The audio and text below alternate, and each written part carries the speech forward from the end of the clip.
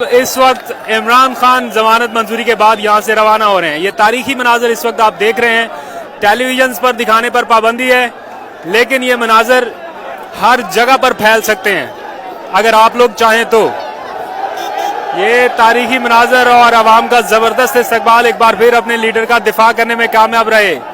जुल्फी बुखारी, मुराद सईद, उमर अयूब। इसी जगह पे थोड़ी देर पहले शेलिंग हुई थी। बेपनाह शेलिंग के बावजूद लोग यहां पर मौजूद है।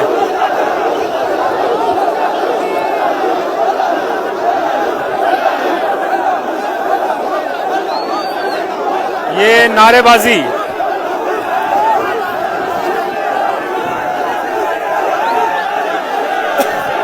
इमरान खान को आप देख सकते हैं हाथ में तस्बीह पकड़ी हुई है। तस्बीह का विर्द करते हुए यहां से रवाना होंगे। ला इलाहा इल्लल्लाह के नारे गूंज रहे हैं। ये आवाज